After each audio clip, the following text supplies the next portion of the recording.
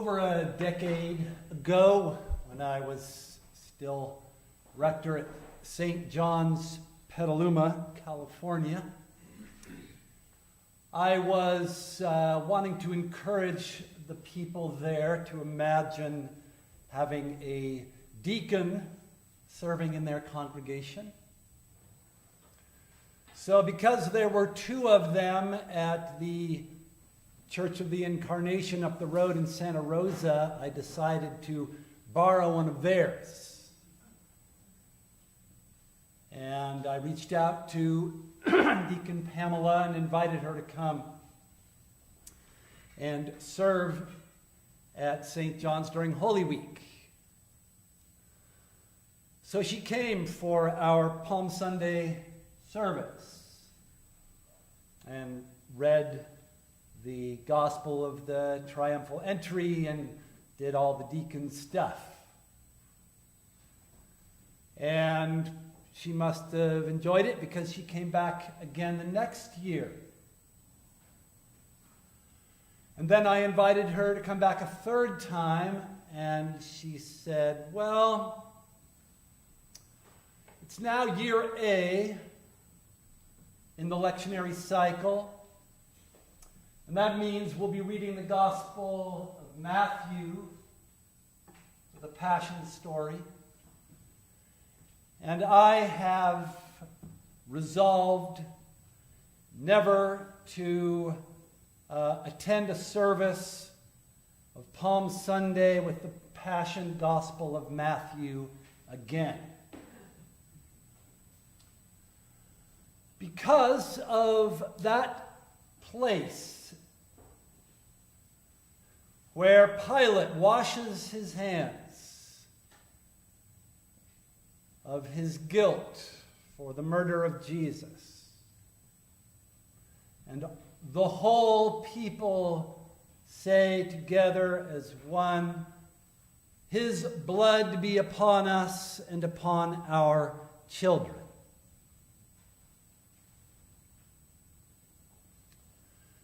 Now, I understand what she was getting at. Those words have been twisted balefully over the years with terrible consequences,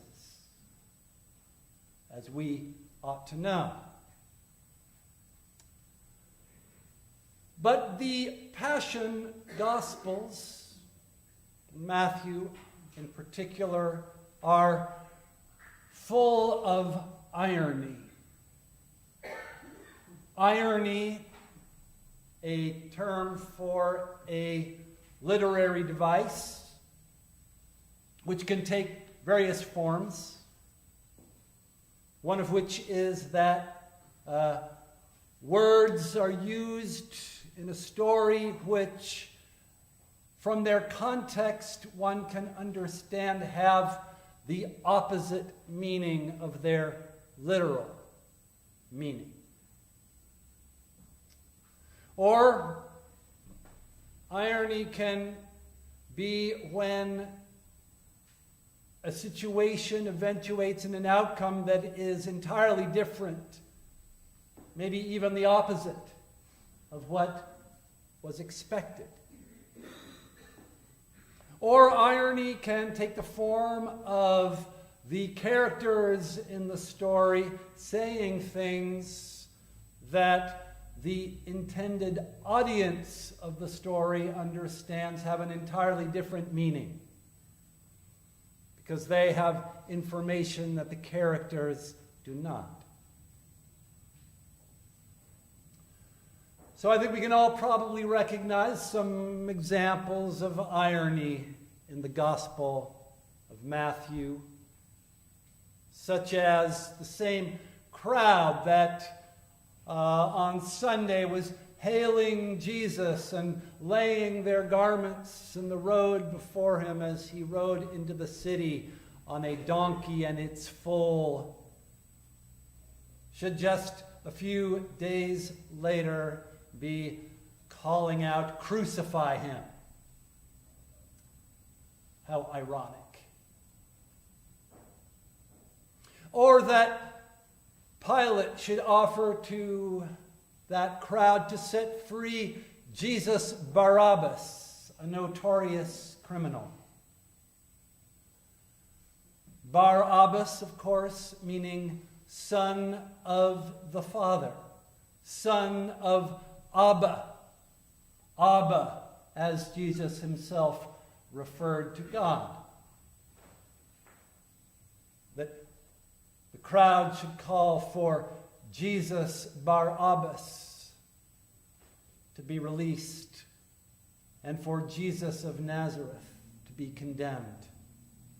How ironic.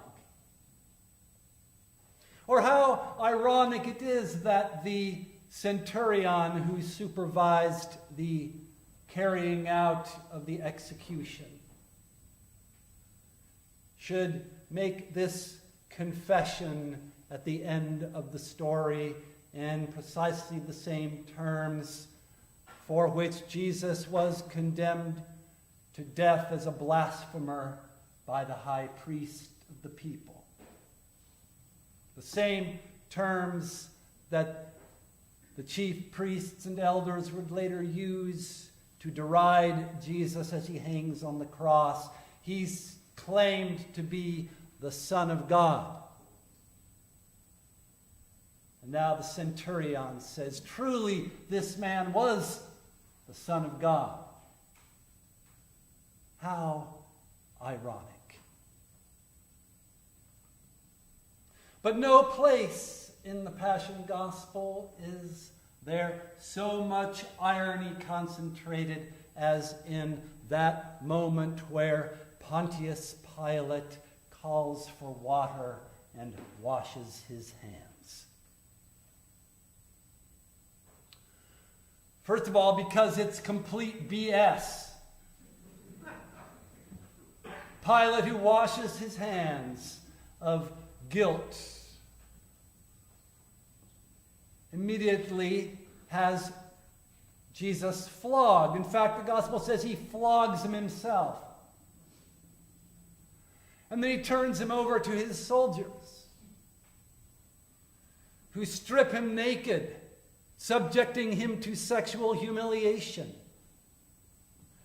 who make a crown of thorns and cram it down onto his head,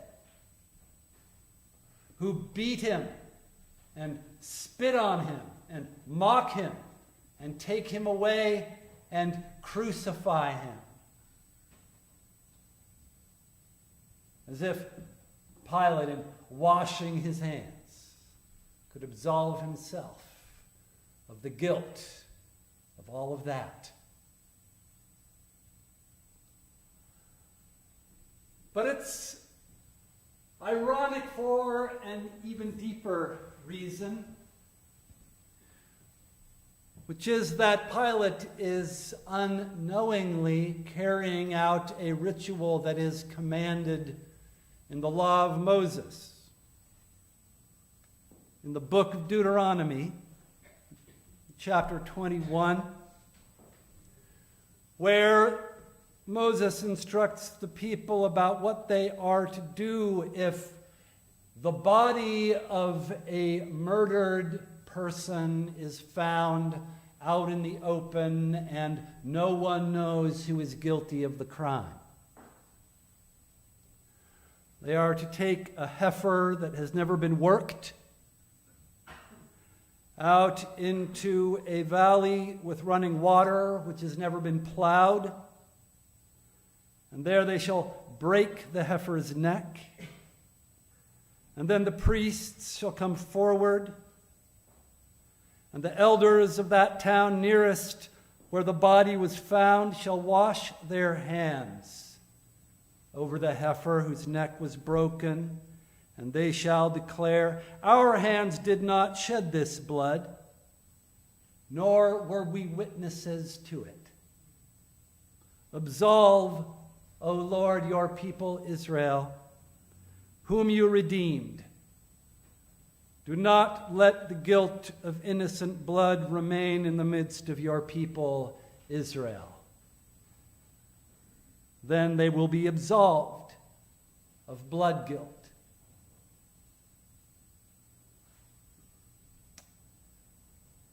And how ironic that Pilate should wash his hands,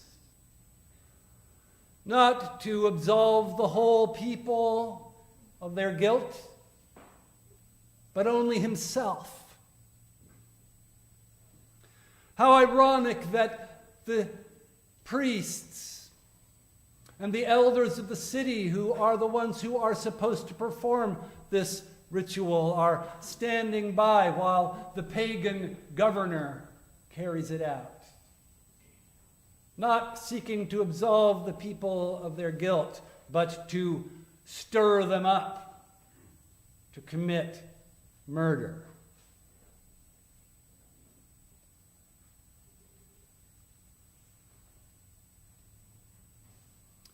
How ironic that the people should then cry out, "His blood be upon us and upon our children." Ironic not because the Jewish people thereby incurred some kind of inherited stain of guilt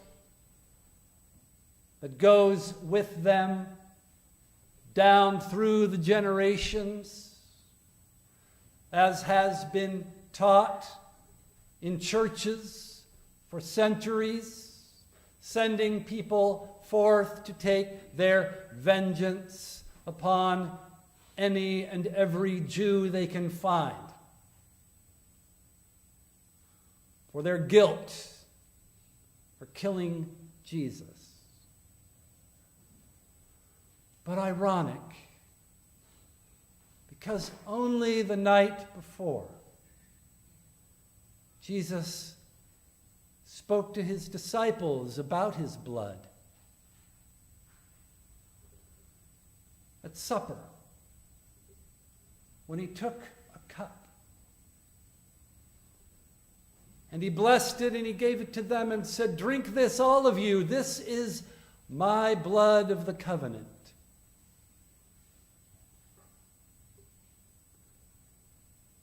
And again, we can go back to the law of Moses to read about the blood of the covenant in Exodus 24. When Moses came down from the mountain with the law of God, and he wrote it all down in a book.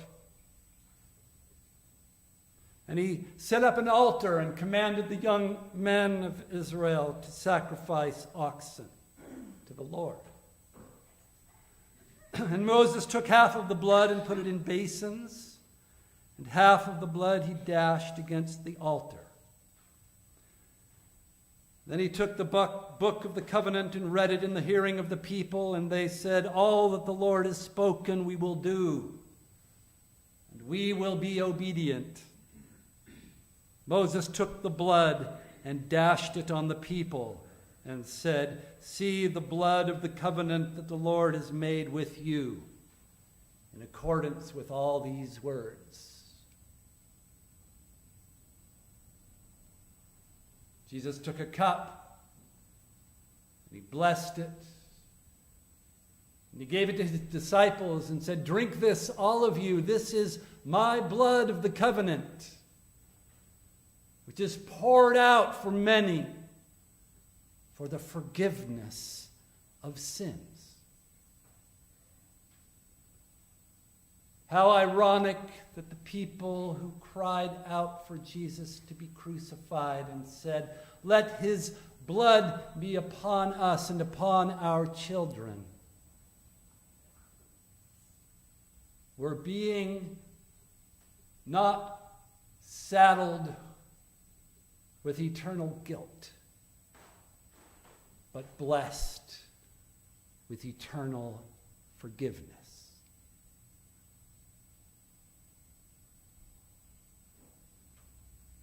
How ironic, then, that the people who claim the name of Jesus should have for so many centuries promulgated this lie about the blood guilt of the Jews. And how ironic that today some ethno-nationalist extremists should leverage Christians' guilt about their crimes of anti-Semitism to carry out their own program of vengeance, of collective punishment, of genocide, of systematic torture and starvation and apartheid against the indigenous people of the Holy Land, in the name of saving all the Jews.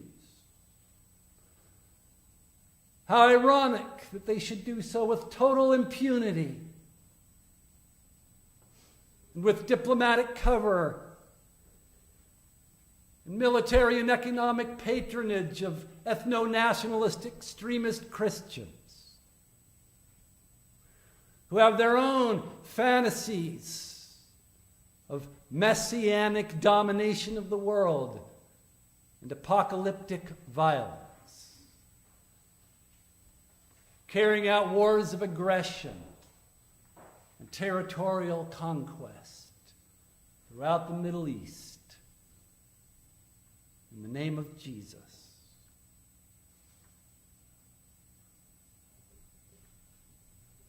The real question in the Gospel of Matthew is not who is to blame,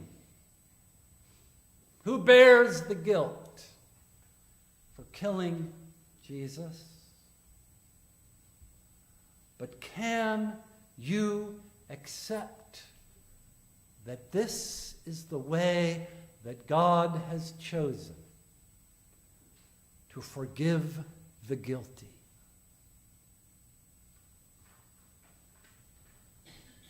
He took a cup and blessed it and gave it to his disciples. A cup of the blood of the innocent, made the sweet wine of God's forgiveness, of God's reconciling love for all humanity, poured out for you and for many, for the forgiveness of sins. Drink it, all of you.